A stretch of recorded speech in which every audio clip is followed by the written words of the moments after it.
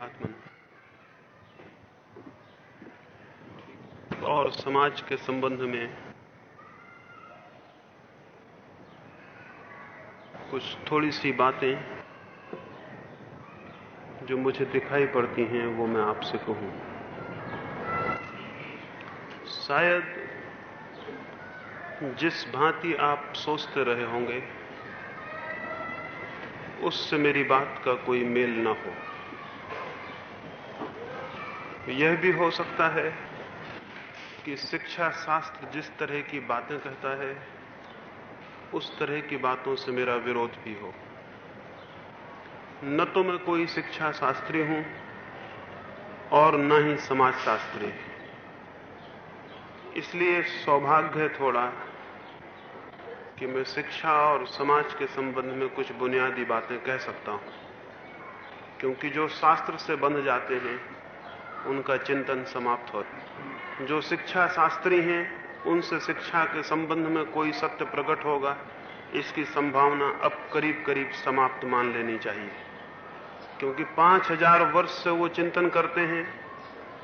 लेकिन शिक्षा की जो स्थिति है, शिक्षा का जो ढांचा है, उस शिक्षा से पैदा होने वाले मनुष्यों की जो रूपरेखा है वो इतनी गलत, इतनी अस्वस्थ और भ्रांत है कि ये स्वाभाविक है कि शिक्षा शास्त्रियों से निराशा पैदा हो जाए।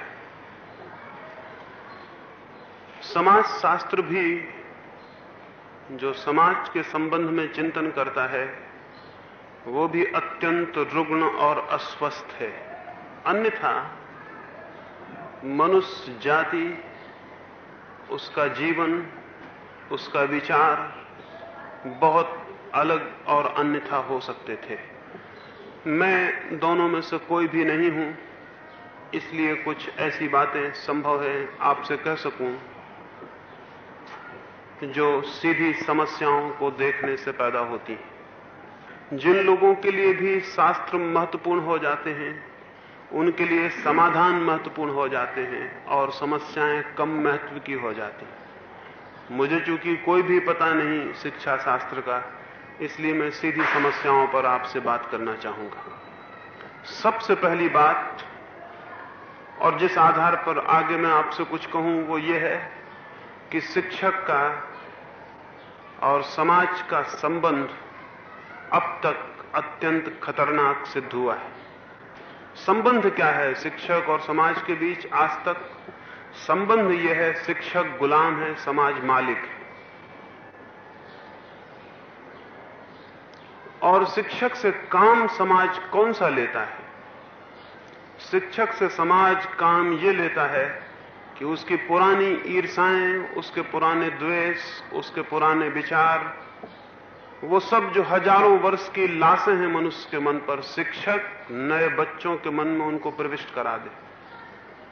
मरे हुए लोग, मरते जाने वाले लोग जो वसीयत छोड़ गए हैं, चाहे वो ठीक हो चाहे गलत, उसे वो नए बच्चों के मन में प्रवेश करा दे। समाज शिक्षक से ये काम लेता रहा है और शिक्षक इस काम को करता रहा है, ये आश्चर्य की बात है। इसका अर्थ ये हुआ कि शिक्षक के ऊपर बहुत बड़ी लांछना है। बहुत बड़ी लांछना ये है कि हर सदी जिन बीमारियों से पीड़ित होती है उन बीमारियों को शिक्षक आगे आने वाली सदी में संक्रमित कर देता है। समाज चाहता है ये, इसलिए चाहता है कि समाज का ढांचा, समाज के ढांचे से जुड़ गए स्वार्थ, समाज के ढांचे के साथ जुड़ गए अंधविश्वास कोई भी मरना नहीं चाहते, कोई भी समाप्त नहीं होना चाहते। इस कारण समाज शिक्षक का आदर भी करता है, आदर करने की प्रवृत्ति दिखलाता है, क्योंकि बिना शिक्षक की खुशामद किए, बिना शिक्षक को आदर दिए शिक्षक से कोई काम लेना असंभव है। इसलिए कहा जाता है कि शिक्षक जो है वो गुरु है, आदरणीय है, उसकी बात मानने योग्य है, उसका सम्मान किया जाने योग्य है। क्यों? क्योंकि जो समाज अपने बच्चों में अपने मन की सारी धारणाओं को छोड़ जाना चाहता है, इसके सिवाय उसे कोई मार्ग नहीं। जैसे हिंदू बाप अपने बेटे को भी हिंदू बना के ही मरना चाहता है, मुसलमान बाप अपने बेटे को मुसलमान बना के मरना चाहता है। हिंदू बाप का मुसलमान से जो झगड़ा था वो भी अपने बच्चे को दे जाना चाहता है। ये कौन देगा? ये कौन संक्रमित करेगा? ये शिक्षक करेगा। पुरानी पीढ़ी की जो अंधश्रद्धाएं हैं, वे सारी अंधश्रद्धाएं पुरानी पीढ़ी नई पीढ़ी पर थोप जाना चाहती है। अपने शास्त्र, अपने गुरु सब थोप जाना चाहती। ये कौन करेगा? ये काम वो शिक्षक से लेती है। और इसका परिणाम क्या होगा? इसका परिणाम यह होता है कि दुनिया में भौतिक समृद्धि तो विकसित होती जाती है, लेकिन मानसिक शक्ति विकसित नहीं हो रही। मानसिक शक्ति विकसित हो ही नहीं सकती जब तक कि हम अतीत के भार और विचार से बच्चों को मुक्त ना करें। एक छोटे से बच्चे के मस्तिष्क पर 5-10 हजार साल के संस्कारों का भार है। उस भार के नीचे उसके प्राण दबे जाते हैं। उस भार में उसकी चेतना की ज्योति, उसकी खुद का व्यक्तित्व, निजी व्यक्तित्व उठना असंभव है। तो दुनिया में भौतिक समृद्धि बढ़ती है क्योंकि भौतिक समृद्धि को हम जहां हमारे मां बाप छोड़ते हैं उससे आगे ले जाते हैं, लेकिन मानसिक समृद्धि नहीं बढ़ती क्योंकि मानसिक समृद्धि में हम अपने मां बाप से आगे जाने को तैयार नहीं। आपके पिता जो मकान बना गए थे, लड़का उसको 2 मंजिला बनाने में संकोच अनुभव नहीं करता, बल्कि खुश होता है। बल्कि बाप भी खुश होगा कि मेरे लड़के ने मेरे मकान को 2 मंजिल किया, 3 मंजिल किया। लेकिन महावीर, बुद्ध, राम और कृष्ण जो वसीयत छोड़ गए हैं, उनके मानने वाले इस बात से बहुत मुश्किल में पड़ जाएंगे कि किसी व्यक्ति ने गीता के आगे विचार किया, कि गीता के 1 मंजिले झोपड़े को 2 मंजिल का मकान बनाया। नहीं, मन के तल पर जो मकान बाप छोड़ गए हैं उसके भीतर ही रहना जरूरी है। उससे बड़ा मकान नहीं बनाया जा सकता। और इस बात की हजारों साल से चेष्टा चलती है कि कोई बच्चा बाप के आगे ना निकल जाए। इसकी कई तरकीबें हैं, कई व्यवस्थाएं हैं।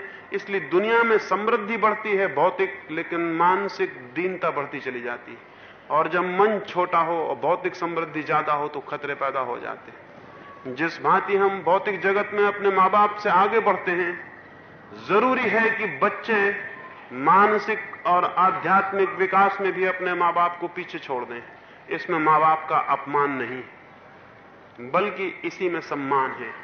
ठीक ठीक पिता वही है, ठीक ठीक पिता का प्रेम वही है कि वो चाहे कि उसका बच्चा हर दृष्टि से उसे पीछे छोड़ दे, हर दृष्टि से उसे पीछे छोड़ दे।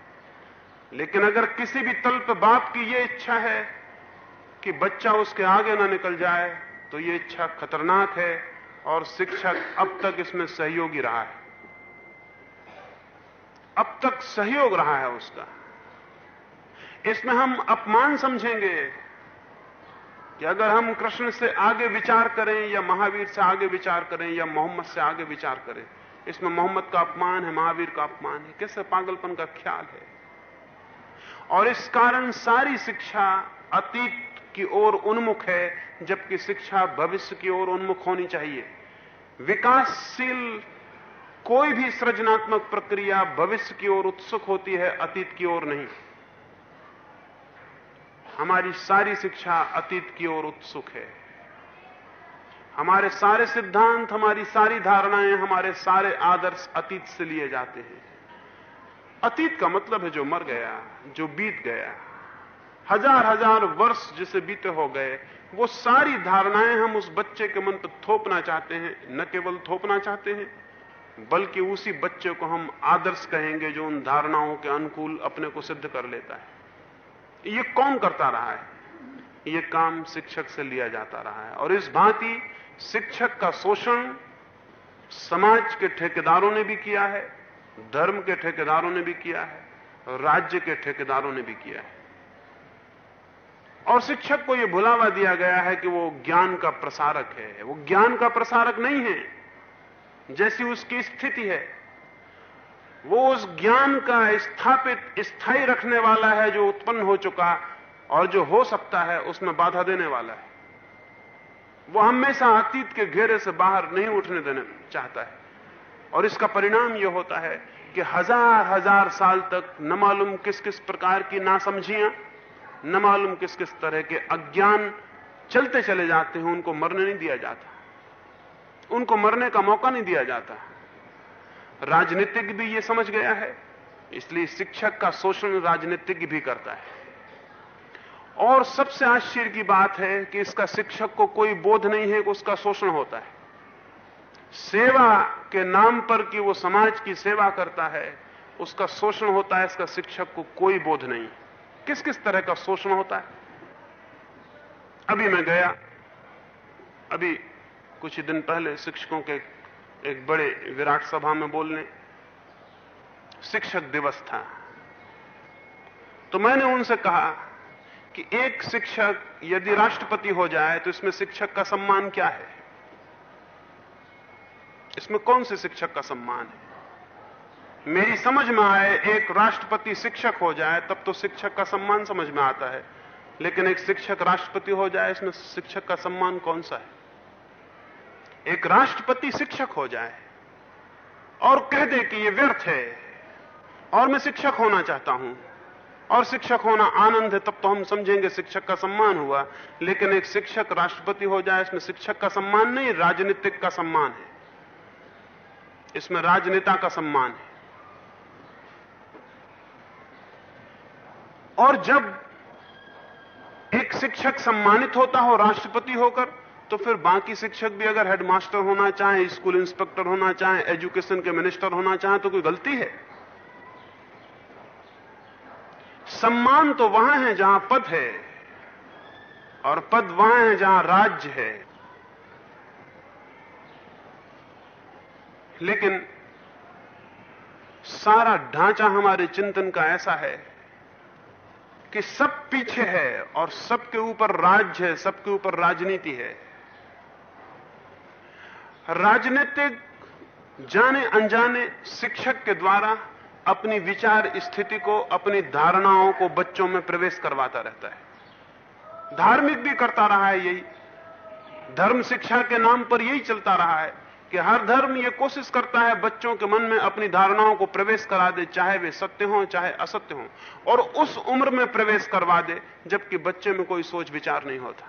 इससे घातक अपराध मनुष्य जाति में कोई दूसरा नहीं है और न हो सकता है। एक अबोध और अनजान बालक के मन में यह भाव पैदा कर देना कि कुरान में जो है वो सत्य है, या गीता में जो है वो सत्य है, या भगवान है तो मोहम्मद है, या भगवान है तो महावीर है या कृष्ण है, ये सारी बातें एक अबोध अनजान निर्दोष बच्चे के मन में प्रविष्ट करा देना, इससे बड़ा कोई घातक अपराध नहीं हो सकता। लेकिन इसी भांति राजनीतिक भी कोशिश करता है। अभी हिंदुस्तान का मामला था, आजादी की लड़ाई थी, तो हिंदुस्तान के राजनीतिक कहते थे शिक्षक और विद्यार्थी दोनों राजनीति में भाग लें क्योंकि देश की आजादी का सवाल है। फिर वही राजनीतिक हुकूमत में आ गए, सत्ता में आ गए, तो वो कहते हैं शिक्षक और विद्यार्थी राजनीति से दूर रहें।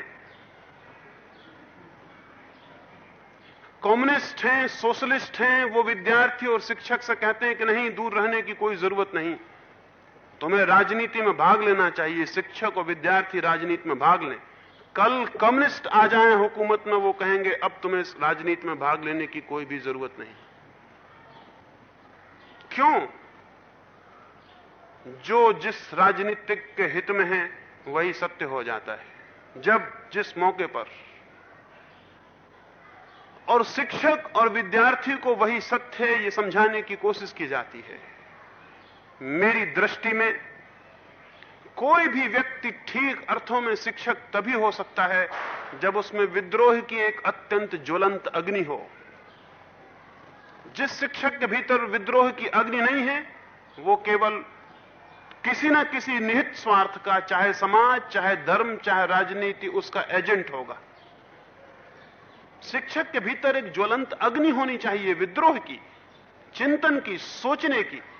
लेकिन क्या हम में सोचने की अग्नि है? और अगर नहीं है तो आप भी एक दुकानदार हैं। शिक्षक होना बड़ी और बात है। शिक्षक होने का मतलब क्या है? क्या हम सोचते हैं? आप बच्चों को सिखाते होंगे, सारी दुनिया में सिखाया जाता है बच्चों को सिखाया जाता है प्रेम करो। लेकिन कभी आपने विचार किया कि आपकी पूरी शिक्षा की व्यवस्था प्रेम पर नहीं, प्रतियोगिता पर आधारित है? किताब में सिखाते हैं प्रेम करो और आपकी पूरी व्यवस्था, पूरा इंतजाम प्रतियोगिता का है। जहां प्रतियोगिता है वहां प्रेम कैसे हो सकता है? जहां कंपटीशन है, प्रतिस्पर्धा है, वहां प्रेम कैसे हो सकता है? प्रतिस्पर्धा तो ईर्ष्या का रूप है, जलन का रूप है। पूरी व्यवस्था तो जलन सिखाती है। एक बच्चा प्रथम आ जाता है तो दूसरे बच्चों से कहते हैं देखो तुम पीछे रह गए और ये पहले आया। आप क्या सिखा रहे हैं? आप सिखा रहे हैं कि इससे ईर्ष्या करो, प्रतिस्पर्धा करो, इसको पीछे करो, तुम आगे आओ। आप क्या सिखा रहे हैं? आप अहंकार सिखा रहे हैं कि जो आगे है वो बड़ा है, जो पीछे है वो छोटा है। लेकिन किताबों में आप कह रहे हैं कि विनीत बनो, और किताबों में आप समझा रहे हैं कि प्रेम करो, और आपकी पूरी व्यवस्था सिखा रही है कि घृणा करो, ईर्ष्या करो, आगे निकलो, दूसरे को पीछे हटाओ। और आपकी पूरी व्यवस्था उनको पुरस्कृत कर रही जो आगे आ रहे हैं, उनको गोल्ड मेडल दे रही है, उनको सर्टिफिकेट दे रही है, उनके गलों में मालाएं पहना रही है, उनके फोटो छाप रही, और जो पीछे खड़े हैं उनको अपमानित कर रही है। तो जब आप पीछे खड़े आदमी को अपमानित करते हैं तो क्या आप उसके अहंकार को चोट नहीं पहुंचाते कि वो आगे हो जाए? और जब आगे खड़े आदमी को आप सम्मानित करते हैं तो क्या आप उसके अहंकार को प्रबल नहीं करते? क्या आप उसके अहंकार को नहीं फुसलाते और बड़ा करते? और जब ये बच्चे इस भांति अहंकार में, ईर्ष्या में, प्रतिस्पर्धा में पाले जाते हैं तो ये कैसे प्रेम कर सकते हैं? प्रेम का हमेशा मतलब होता है कि जिसे हम प्रेम करते हैं उसे आगे जाने दें। प्रेम का हमेशा मतलब है पीछे खड़े हो जाना। एक छोटी सी कहानी कहूं, उससे ख्याल में आए। 3 सूफी फकीरों को फांसी दी जा रही थी, और दुनिया में हमेशा धार्मिक आदमी संतों के खिलाफ रहे हैं, तो धार्मिक लोग उन फकीरों को फांसी दे रहे थे। 3 फकीर बैठे हुए थे कतार में, जल्लाद एक एक का नाम बुलाएगा और उनको काट देगा। उसने चिल्लाया कि नूरी कौन है, उठ के आ जाए। लेकिन नूरी नाम का आदमी तो नहीं उठा, एक दूसरा युवक उठा और वो बोला कि मैं तैयार हूं, मुझे काट दें। उसने कहा लेकिन तेरा तो नाम ये नहीं है, इतनी मरने की क्या जल्दी? तो उसने कहा मैंने प्रेम किया और जाना कि जब मरना हो तो आगे हो जाओ और जब जीना हो तो पीछे हो जाओ।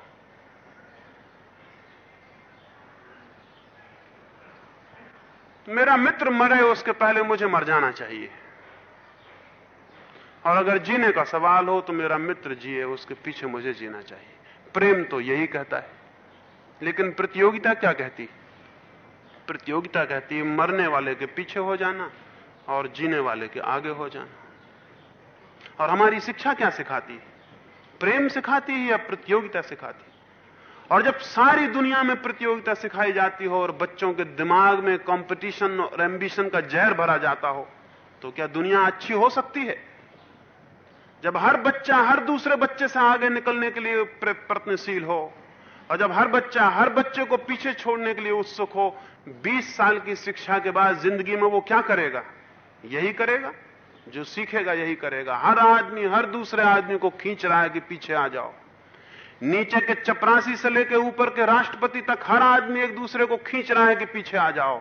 और जब कोई खींचते खींचते चपरासी राष्ट्रपति हो जाता तो हम कहते हैं बड़ी गौरव की बात हो गई। हालांकि किसी को पीछे करके आगे होने से बड़ा हीनता का, हिंसा का कोई काम नहीं है। लेकिन ये वायलेंस हम सिखा रहे हैं, ये हिंसा हम सिखा रहे हैं, और इसको हम कहते हैं ये शिक्षा है। अगर इस शिक्षा पर आधारित दुनिया में युद्ध होते हो तो आश्चर्य कैसा? अगर इस शिक्षा पर आधारित दुनिया में रोज लड़ाई होती हो, रोज हत्या होती हो, तो आश्चर्य कैसा? अगर इस शिक्षा पर आधारित दुनिया में झोंपड़ों के करीब बड़े महल खड़े होते हों और उन झोंपड़ों में मरते लोगों के करीब भी लोग अपने महलों में खुश रहते हों, तो आश्चर्य कैसा। इस दुनिया में भूखे लोग हों और ऐसे लोग हों जिनके पास इतना है कि क्या करें उन्हें समझ में नहीं आता। यह शिक्षा की बदौलत है, इस शिक्षा का परिणाम है। ये दुनिया इस शिक्षा से पैदा हो रही है और शिक्षक इसके लिए जिम्मेवार है, और शिक्षक की नासमझी इसके लिए जिम्मेवार है। वो शोषण का हथियार बना हुआ है, वो हजार तरह के स्वार्थों का हथियार बना हुआ है, इस नाम पर कि वो शिक्षा दे रहा है, बच्चों को शिक्षा दे रहा है। अगर यही शिक्षा है तो भगवान करे ये सारी शिक्षा बंद हो जाए तो भी आदमी इससे बेहतर हो सकता है। जंगली आदमी शिक्षित आदमी से बेहतर है, उसमें ज्यादा प्रेम है और कम प्रतिस्पर्धा है, उसमें ज्यादा हृदय है और कम मस्तिष्क है, लेकिन इससे बेहतर वो आदमी। लेकिन हम इसको शिक्षा कह रहे हैं, और हम करीब करीब जिन जिन बातों को कहते हैं कि तुम ये करना, उनसे उल्टी बातें, हम पूरा सरंजाम हमारा उल्टी बातें सिखाता है। आप क्या कहते हैं? आप सिखाते हैं उदारता, सहानुभूति, लेकिन प्रतियोगी मन, कॉम्पिटिटिव माइंड कैसे उदार हो सकता है, कैसे सहानुभूतिपूर्ण हो सकता है? अगर प्रतियोगी मन सहानुभूतिपूर्ण हो तो प्रतियोगिता कैसे चलेगी? प्रतियोगी मन कठोर होगा, हिंसक होगा, अनुदार होगा, होना ही पड़ेगा उसे। और हमारी व्यवस्था ऐसी है कि हमें पता भी नहीं चलेगा, हमें ख्याल में भी नहीं आएगा कि यह हिंसक आदमी है जो सारी भीड़ को हटा के आगे जा रहा है। ये क्या है? ये हिंसक आदमी है, और हम इसे सिखाए जा रहे हैं, हम इसे तैयार किए जा रहे हैं। फैक्ट्रियां बढ़ती जा रही हैं इस तरह की शिक्षा की, उनको हम स्कूल कहते हैं, विद्यालय कहते हैं, सरासर झूठ है। ये सब फैक्ट्रियां हैं जिनमें बीमार आदमी तैयार किया जा रहा है, और वो बीमार आदमी सारी दुनिया को गड्ढे में लिए जा रहा है। तो हिंसा बढ़ती जाती है, प्रतिस्पर्धा बढ़ती जाती है, एक दूसरे के गले पर एक दूसरे का हाथ है। आप यहां बैठे कहेंगे कि हमारा किसके गले पे हाथ है, लेकिन जरा गौर से देखें, हर आदमी का हाथ हर दूसरे आदमी के गले पर है, और एक एक गले पे हजार हजार हाथ हैं, और हर आदमी का हाथ दूसरे की जेब में है, और एक एक जेब में हजार हजार हाथ है, और ये बढ़ता जा रहा है। ये कहां जाएगा? ये कहां टूटेगा? ये कब तक चल सकता है? ये एटम और हाइड्रोजन बम कहां से पैदा हो रहे हैं? प्रतियोगिता से, प्रतिस्पर्धा से। वो चाहे प्रतिस्पर्धा दो आदमियों की हो, चाहे दो राष्ट्रों की, कोई फर्क थोड़ी है। वो रूस की हो या अमेरिका की, कोई फर्क थोड़ी है। प्रतिस्पर्धा है, आगे होना है। अगर तुम एटम बनाते हो, हम हाइड्रोजन बम बनाते हैं, तुम हाइड्रोजन बम बनाते हो, हम कुछ और बनाएंगे, सुपर हाइड्रोजन बम बनाएंगे। लेकिन पीछे हम नहीं रह सकते, पीछे रहना हमें कभी सिखाया नहीं गया। हमें आगे होना है। अगर तुम 10 मारते हो, हम 20 मारेंगे। अगर तुम एक मुल्क मिटाते हो, हम 2 मिटा देंगे।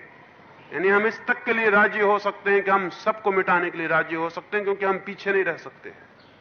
ये है। और ये कौन पैदा कर रहा है?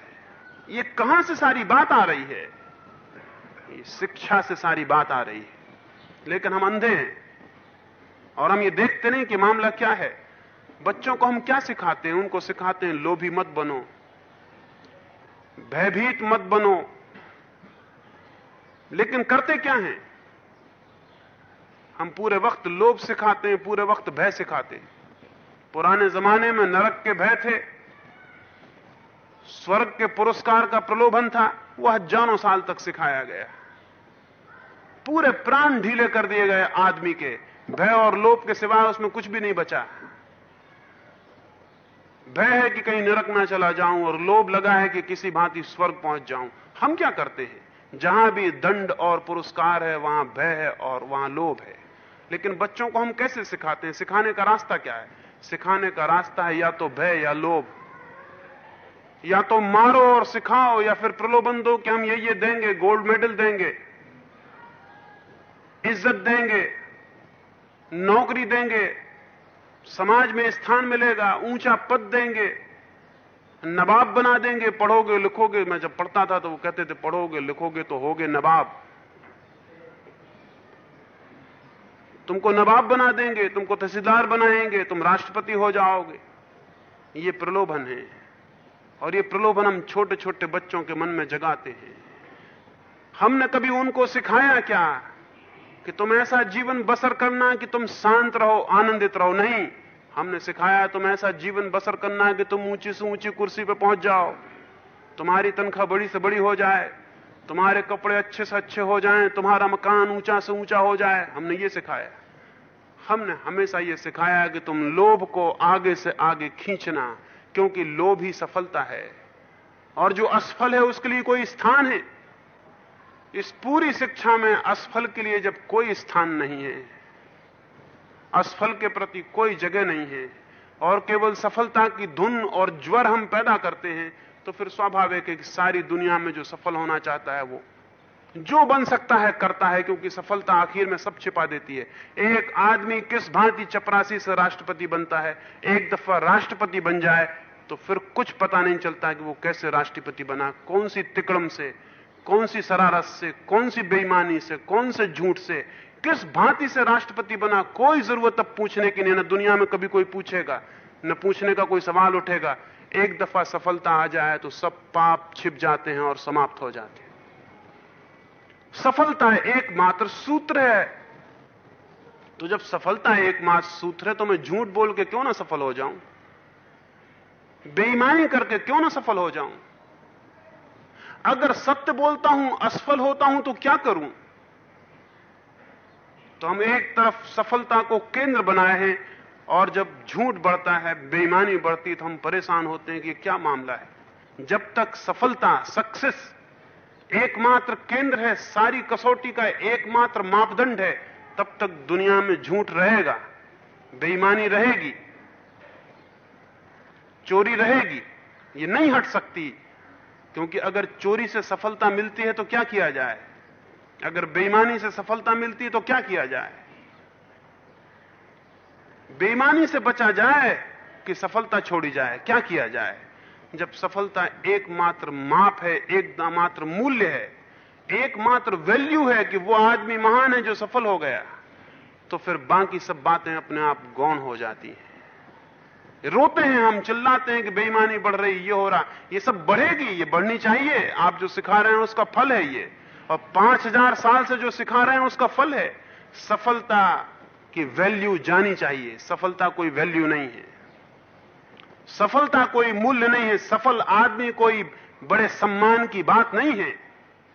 सफल नहीं, सुफल होना चाहिए आदमी। तो फिर क्या होगा? सफलता का केंद्र खत्म करना होगा। अगर बच्चों से आपको प्रेम है और मनुष्य जाति के लिए आप कुछ करना चाहते हैं, तो बच्चों के लिए सफलता के केंद्र को हटाइए, सुफलता के केंद्र को पैदा करिए। अगर मनुष्य जाति के लिए कोई भी आपके हृदय में प्रेम है और आप सच में चाहते हैं कि एक नई दुनिया हो, एक नई संस्कृति हो, नया आदमी पैदा हो जाए, तो ये सारी पुरानी बेवकूफी छोड़नी पड़ेगी, जलानी पड़ेगी, नष्ट करनी पड़ेगी, और विचार करना पड़ेगा कि क्या विद्रोह कैसे हो सकता है इसके भीतर से। ये सब गलत है, इसलिए गलत आदमी पैदा होता है। शिक्षक बुनियादी रूप से इस जगत में सबसे बड़ा विद्रोही व्यक्ति होना चाहिए, तो वो पीढ़ियों को आगे ले जाएगा। और शिक्षक सबसे बड़ा दकियानूस है, सबसे बड़ा ट्रेडिशनलिस्ट वही है, वही दोहराया जाता है पुराने कचरे को। क्रांति शिक्षक में होती नहीं। आपने कोई सुना कि शिक्षक कोई क्रांतिपूर्ण हो?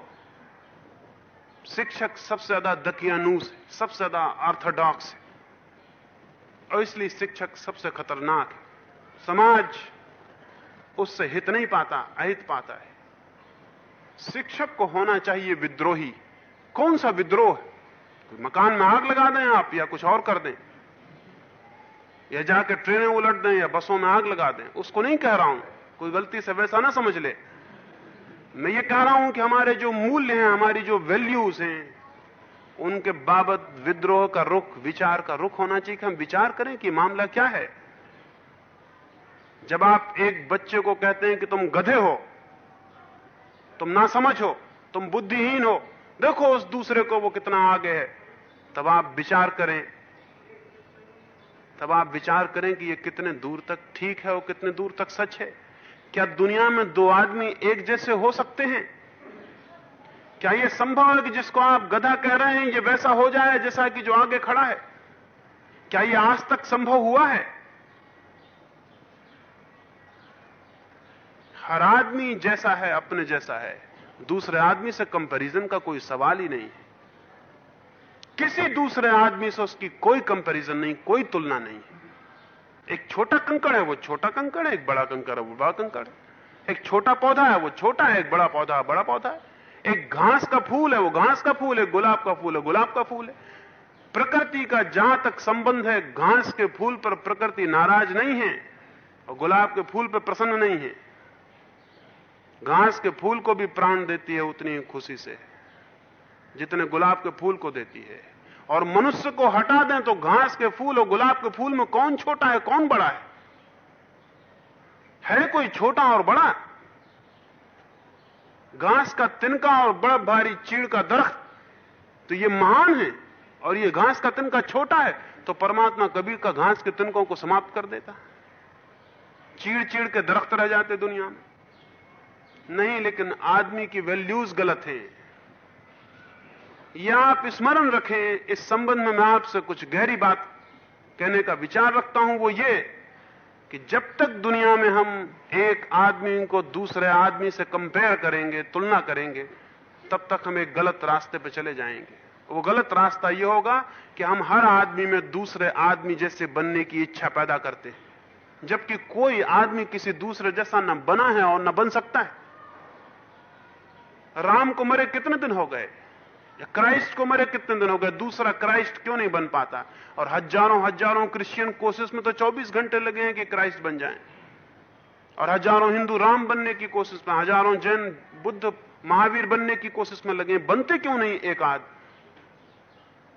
एकाध दूसरा क्राइस्ट, दूसरा महावीर पैदा क्यों नहीं होता? क्या इससे आंख नहीं खुल सकती आपकी? मैं रामलीला के रामों की बात नहीं कह रहा हूं, रामलीला में बनते हैं राम नहीं, आप समझ लें कि उनकी चर्चा कर रहा हूं। कई लोग राम बन जाते, वैसे तो कई लोग बन जाते। कई लोग बुद्ध जैसे कपड़े लपेट लेते हैं, बुद्ध बन जाते हैं। कोई महावीर जैसा कपड़ा लपेट लेता या नंगा हो जाता, महावीर बन जाता। उनकी बात नहीं कर रहा, वो सब रामलीला के राम, उनको छोड़ दें। लेकिन राम कोई दूसरा पैदा होता।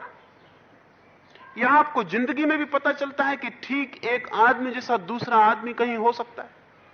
एक कंकड़ जैसा दूसरा कंकड़ भी पूरी पृथ्वी पर खोजना कठिन है। एक जड़ कंकड़ जैसा। यहां हर चीज यूनिक है, हर चीज अद्वितीय है। और जब तक हम प्रत्येक की अद्वितीय प्रतिभा को सम्मान नहीं देंगे, तब तक दुनिया में प्रतियोगिता रहेगी, प्रतिस्पर्धा रहेगी, तब तक दुनिया में मारकाट रहेगी, तब तक दुनिया में हिंसा रहेगी, तब तक दुनिया में सब बेईमानी के उपाय करके आदमी आगे होना चाहेगा, दूसरे जैसा होना चाहेगा। और जब हर आदमी दूसरे जैसा होना चाहता है तो क्या फल होता है? फल यह होता है, अगर एक बगीचे में सब फूलों का दिमाग फिर जाए, या बड़े बड़े आदर्शवादी नेता वहां पहुंच जाएं, या बड़े बड़े शिक्षक वहां पहुंच जाएं और उनको समझाएं कि देखो चमेली का फूल चंपा जैसा हो जाए, चमेली का फूल चंपा जैसा, चंपा का फूल जूही जैसा, क्योंकि देखो जूही कितनी सुंदर है। और सब फूलों को अगर पागलपन आ जाए, हालांकि आ नहीं सकता क्योंकि आदमी से पागल फूल नहीं है,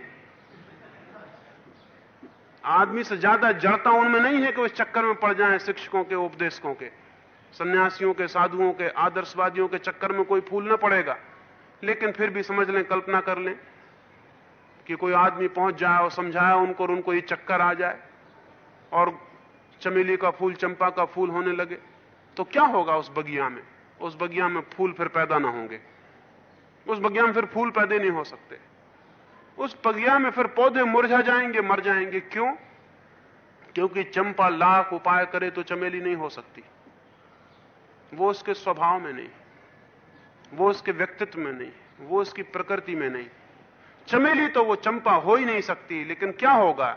चमेली होने की कोशिश में वो चंपा भी नहीं हो पाएगी, वो जो हो सकती थी उससे भी वंचित रह जाएगी। मनुष्य के साथ ही दुर्भाग्य हुआ है।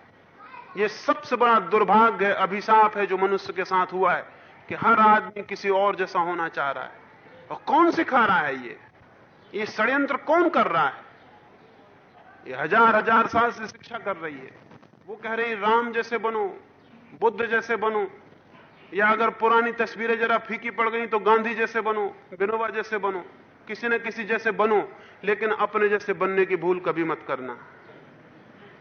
किसी जैसे बनना, किसी दूसरे जैसे बनो, क्योंकि तुम तो बेकार पैदा हुए। असली में तो गांधी मतलब से पैदा हुए।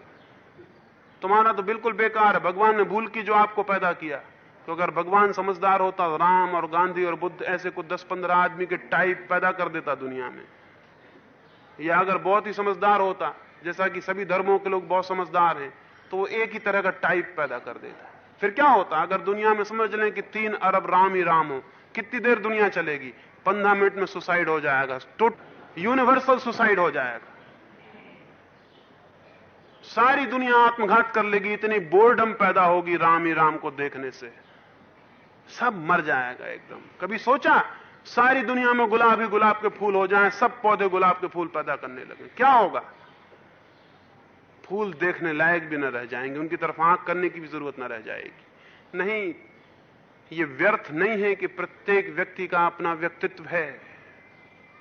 ये गौरवशाली बात है कि आप किसी दूसरे जैसे नहीं हैं। और ये कंपैरिजन की कोई ऊंचा है और आप नीचे हो, नासमझी का है। कोई ऊंचा और नीचा नहीं है। प्रत्येक व्यक्ति अपनी जगह है और प्रत्येक व्यक्ति दूसरा अपनी जगह है। नीचे ऊंचे की बात गलत है, सब तरह का वैल्यूएशन गलत है, लेकिन हम ये सिखाते रहे हैं। विद्रोह का मेरा मतलब है इस तरह की सारी बातों पर विचार, इस तरह की सारी बातों पर विवेक, इस तरह की एक एक बात को देखना कि मैं क्या सिखा रहा हूं। इस बच्चे को जहर तो नहीं पिला रहा हूं। बड़े प्रेम से भी जहर पिलाया जा सकता है और बड़े प्रेम से शिक्षक मां बाप जहर पिलाते रहे, लेकिन ये टूटना चाहिए। दुनिया में अब तक धार्मिक क्रांतियां हुई हैं। एक धर्म के लोग दूसरे धर्म के लोग हो गए, कभी समझाने बुझाने से हुए, कभी तलवार छाती पर रखने से हो गए, लेकिन कोई फर्क ना पड़ा। हिंदू मुसलमान हो जाए तो वैसे ही का वैसा आदमी रहता है, मुसलमान ईसाई हो जाए तो वैसे ही का वैसा आदमी रहता है। कोई फर्क नहीं पड़ा धार्मिक क्रांतियों से। राजनीतिक क्रांतियां हुई हैं, एक सत्ताधारी बदल गया, दूसरा बैठ गया। कोई जरा दूर की जमीन पर रहता था वो बदल गया, तो जो पास की जमीन पर रहता वो बैठ गया। किसी की चमड़ी गोरी थी वो हट गया, तो किसी की चमड़ी काली है वो बैठ गया, लेकिन भीतर का सत्ताधारी वही का वही। आर्थिक क्रांतियां हो गई हैं दुनिया में। मजदूर बैठ गए, पूंजीपति हट गए, लेकिन बैठते से मजदूर पूंजीपति हो गया। पूंजीवाद चला गया तो उसकी जगह मैनेजर्स आ गए, वो उतने ही दुष्ट, उतने ही खतरनाक, कोई फर्क ना पड़ा। वर्ग बने रहे। पहले वर्ग था जिसके पास धन है वो, जिसके पास धन नहीं है वो। अब वर्ग हो गया जिसमें धन वितरित किया जाता है और जो धन वितरित करता है वो। जिसके पास ताकत है स्टेट में जो है वो, राज्य में जो है वो, और राज्यहीन जो है वो। नया वर्ग बन गया, लेकिन वर्ग कायम रहा। अब तक इन 5-6 हजार वर्षों में जितने प्रयोग हुए हैं मनुष्य के लिए, कल्याण के लिए, सब असफल हो गए। अभी तक एक प्रयोग नहीं हुआ, वो है शिक्षा में क्रांति। वो प्रयोग शिक्षक के ऊपर है कि वो करे, और मुझे लगता है ये सबसे बड़ी क्रांति हो सकती है। शिक्षा में क्रांति सबसे बड़ी क्रांति हो सकती है। राजनीतिक, आर्थिक या धार्मिक कोई क्रांति का इतना मूल्य नहीं है जितना शिक्षा में क्रांति का मूल्य है। लेकिन शिक्षा में क्रांति कौन करेगा? वे विद्रोही लोग कर सकते हैं जो सोचें, विचार करें हम ये क्या कर रहे हैं, और इतना तय समझ लें कि जो भी आप कर रहे हैं वो जरूर गलत है, क्योंकि उसका परिणाम गलत है। ये जो मनुष्य पैदा हो रहा है, ये जो समाज बन रहा है, ये जो युद्ध हो रहे हैं, ये जो सारी हिंसा चल रही है, ये जो सफरिंग इतनी दुनिया में है, इतनी पीड़ा, इतनी दीनता, दरिद्रता है, ये कहां से आ रही है? ये जरूर हम जो शिक्षा दे रहे हैं उसमें कुछ बुनियादी भूलें हैं। तो ये विचार करें, जागें। लेकिन आप तो कुछ और हिसाब में पड़े रहते होंगे। शिक्षकों के सम्मेलन होते हैं तो वो विचार करते हैं विद्यार्थी बड़े अनुशासनहीन हो गए, इनको डिसिप्लिन में कैसे लाया जाए।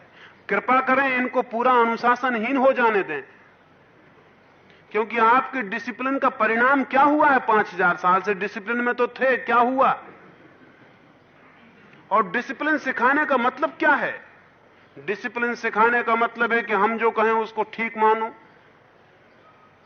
हम ऊपर बैठे तुम नीचे बैठो, हम जब निकले तो दोनों हाथ जोड़कर प्रणाम करो, या और ज्यादा डिसिप्लिन हो तो पैर छुओ, और हम जो कहें उस पर शक मत करो, हम जिधर कहें उधर जाओ, हम बैठें तो कहो बैठो, हम कहें तो उठो।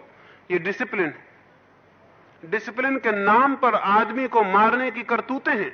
उसके भीतर कोई चैतन्य न रह जाए, उसके पीछे कोई होश न रह जाए, उसके भीतर कोई विवेक और विचार न रह जाए। मिलिट्री में क्या करते हैं? एक आदमी को 3-4 साल तक कवायद करवाते हैं, लेफ्ट टर्न, राइट टर्न। कितनी बेवकूफी की बात है। एक आदमी से कहो कि बाएं घूमो, दाएं घूमो, घुमाते रहो 3-4 साल तक, उसको बुद्धि नष्ट हो जाएगी। जब बुद्धि नष्ट हो जाएगी, एक आदमी को बाएं दाएं घुमाओगे, क्या होगा? कितनी देर तक उसकी बुद्धि स्थिर रहेगी? उससे कहो बैठो, उससे कहो खड़े हो, उससे कहो दौड़ो, और जरा इंकार करे तो मारो। 3-4 वर्ष में उसकी बुद्धि क्षीण हो जाएगी, उसकी मनुष्यता मर जाएगी। फिर उससे कहो राइट टर्न तो वो मशीन की तरह घूमता है, फिर उससे कहो बंदूक चलाओ तो मशीन की तरह बंदूक चलाता है, आदमी को मारो तो वो आदमी को मारता है। वो मशीन हो गया, वो आदमी नहीं रहा। ये डिसिप्लिन है। ये डिसिप्लिन हम चाहते हैं कि बच्चों में भी हो, बच्चों में भी मिलिटराइजेशन हो, उनको भी एनसीसी सिखाओ, मार डालो दुनिया को। एनसीसी सिखाओ, सैनिक शिक्षा दो, बंदूक पकड़ाओ, लेफ्ट राइट टर्न करवाओ, मारो दुनिया को। 5000 साल में आदमी को मैं नहीं समझता कोई समझ भी आई हो कि चीजों के क्या मतलब है। डिसिप्लिन आदमी डेड होता है। जितना अनुशासित आदमी होगा उतना मुर्दा होगा। तो क्या मैं ये कह रहा हूं कि लड़कों को कहो कि विद्रोह करो, भागो, दौड़ो, कूदो, क्लास में पढ़ने मत दो? ये नहीं कह रहा हूं।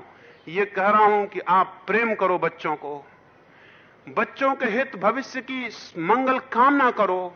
उस प्रेम और मंगल कामना से एक डिसिप्लिन आनी शुरू होती है जो थोपी हुई नहीं है, जो बच्चे के विवेक से पैदा होती है। एक बच्चे को प्रेम करो और देखो कि वो प्रेम उसमें एक अनुशासन लाता है।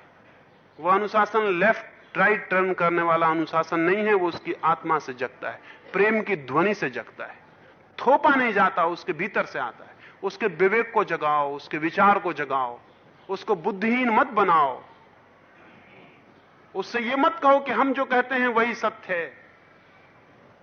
सत्य का पता है आपको, लेकिन दंभ कहता है कि मैं जो कहता हूं वही सत्य है। इससे कोई फर्क नहीं पड़ता है कि आप 30 साल पहले हो गए, वो 30 साल पीछे हो गया, तो आप सत्य के जानकार हो गए, वो सत्य का जानकार नहीं रहा।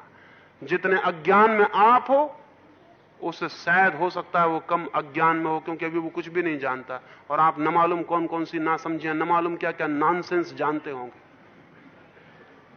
लेकिन आप ज्ञानी हैं क्योंकि आपकी 30 साल उम्र ज्यादा है, क्योंकि आप ज्ञानी हैं, आपके हाथ में डंडा है, इसलिए आप उसको डिसिप्लिन करना चाहते हैं। नहीं, डिसिप्लिन कोई किसी को नहीं करना चाहिए, न कोई किसी को करे तो दुनिया बेहतर हो सकती है। प्रेम करें, प्रेम आपका हक है। आप प्रेमपूर्ण जीवन जिएं, आप मंगल कामना करें उसकी, सोचें उसके हित के लिए क्या हो सकता है, वैसा करें। और वो प्रेम, वो मंगल कामना असंभव है कि उसके भीतर अनुशासन न ला दे, आदर न ला दे। फर्क होगा। अभी जो जितना चैतन्य बच्चा है वो उतना ही ज्यादा इनडिसिप्लिन में होगा, और जो जितना इडियट है, जो जितना जड़ बुद्धि है, वो उतना डिसिप्लिन में होगा। जिस बात को मैं कह रहा हूं, अगर प्रेम के माध्यम से अनुशासन आए तो जितना इडियट है उसमें कोई अनुशासन पैदा ना होगा, जो जितना चैतन्य है उसमें उतना ज्यादा अनुशासन पैदा होगा। अभी अनुशासन में वो है जो डल है, जिसमें कोई जीवन नहीं, स्फुरना नहीं। अभी वो अनुशासनहीन है जिसमें चैतन्य है, विचार है। अगर प्रेम हो तो वो अनुशासनबद्ध होगा जिसमें विचार है और चैतन्य है, और वो अनुशासनहीन होगा जो जड़ है।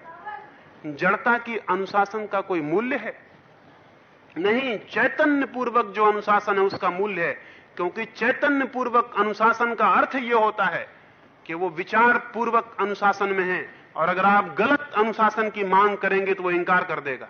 अगर पाकिस्तान, हिंदुस्तान के युवक विवेक पूर्वक अनुशासन में हो तो क्या यह संभव है कि पाकिस्तान की हुकूमत उनसे कहो कि जाओ और हिंदुस्तान के लोगों को मारो? या हिंदुस्तान के युवक अगर अनुशासन में विवेकपूर्वक हों तो क्या यह संभव है कि कोई राजनीतिक उनसे कहे कि जाओ पाकिस्तान के लोगों को मारो? वो कहेंगे ये बेवकूफी की बातें बंद करो। हम समझते हैं कि क्या विवेकपूर्ण है, यह हम नहीं कर सकते, लेकिन अभी तो जड़ बुद्धियों को अनुशासन सिखाया गया है। उनसे कहा जाए मारो, फिर वो बिल्कुल नहीं देखते, क्योंकि अनुशासन ही सत्य है, उसको ही मानना है। दुनिया में राजनीतिज्ञों ने, धर्म पुरोहितों ने खूब शिक्षा दी है कि अनुशासित होना चाहिए। क्यों? क्योंकि अनुशासित आदमी में कोई विद्रोह नहीं होता, कोई विवेक नहीं होता, कोई विचार नहीं होता। उनकी तो पूरी कोशिश है सारी दुनिया मिलिट्री कैंप हो जाए, कोई आदमी कोई गड़बड़ ना करे। उनकी कोशिश चल रही है हजार हजार ढंग से, शायद आपको पता हो या ना पता हो। अब तक बहुत से रास्ते अख्तियार किए गए हैं। अब रूस में उन्होंने माइंड वॉश निकाल लिया, एक मशीन बना ली। जिस आदमी के दिमाग में विद्रोह होगा, विचार होगा, उसके दिमाग को वो मशीन के द्वारा सफा कर देंगे, उसके विचार को खत्म कर देंगे। क्योंकि विद्रोही आदमी खतरनाक है, हुकूमत के खिलाफ बोल सकता है, लड़ सकता है, लोगों को भड़का सकता है कि गलत है ये जो व्यवस्था है। इसलिए उसके दिमाग को ठंडा कर दो। पहले अनुशासन की तरकीब लगाते थे, वो पूरी कारगर नहीं हुई, फिर भी कुछ विद्रोही पैदा हो जाते हैं, बहुत कम होते हैं लेकिन फिर भी कुछ हो ही जाते हैं। अब उन्होंने नई से नई तरकीब निकाली है कि जिस बच्चे के दिमाग में ऐसा लगे कि शक सुबह है, इसके दिमाग को ही ठीक कर दो, बिजली की जोरदार करंट इसके दिमाग में पहुंचाओ, इसके दिमाग को शिथिल कर दो। ये बड़े खतरनाक मामले हैं जो सारी दुनिया में चल रहे हैं। एटम बम, हाइड्रोजन बम से भी ज्यादा खतरनाक इजाद यह है। लेकिन क्या शिक्षक इसमें सहयोगी होगा? मैं इस प्रश्न पर ही अपनी चर्चा को आप पे छोड़ना चाहूंगा कि क्या आप इस दुनिया से सहमत हैं? क्या इस मनुष्य से सहमत हैं जैसा आज आदमी है? क्या इस इंतजाम से सहमत हैं आप? इन युद्धों से, हिंसा से, बेईमानी से सहमत हैं?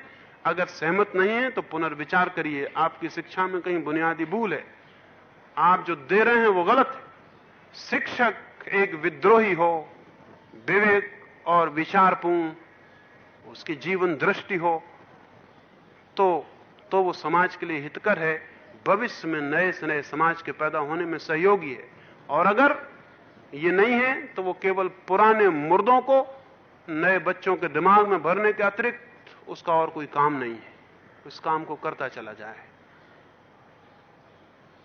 एक क्रांति होनी चाहिए, एक बड़ी क्रांति होनी चाहिए कि शिक्षा का आमूल ढांचा तोड़ दिया जाए और एक नया ढांचा पैदा किया जाए, और उस नए ढांचे के मूल्य अलग हों, सफलता उसका मूल्य ना हो, महत्वाकांक्षा उसका मूल्य ना हो, आगे और पीछे होना, सम्मान अपमान की बातें ना हो, एक व्यक्ति से दूसरे व्यक्ति की कोई तुलना ना हो, प्रेम हो, प्रेम से बच्चों के विकास की चेष्टा हो, तो एक नई, बिल्कुल एक अद्भुत सुवास से भरी हुई दुनिया पैदा की जा सकती है।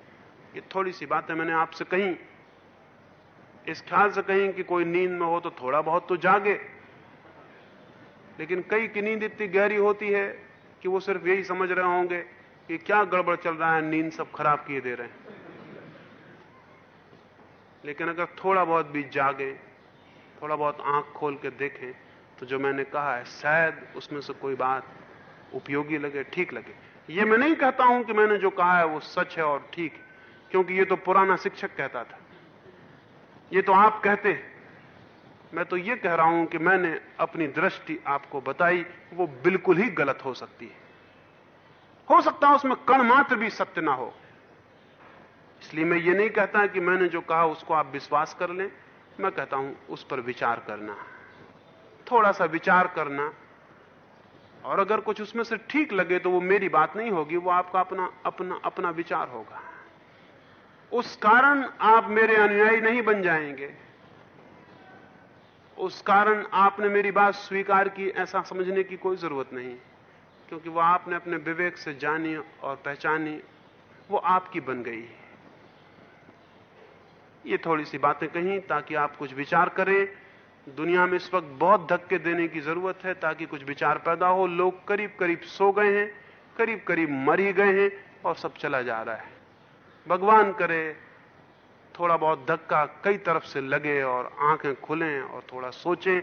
और शिक्षक की सबसे बड़ी जिम्मेवारी, राजनीतिज्ञों से बचे, राष्ट्रपतियों से, प्रधानमंत्रियों से बचे। इन्हीं नासमझों की वजह से तो दुनिया में परेशानी है सारी।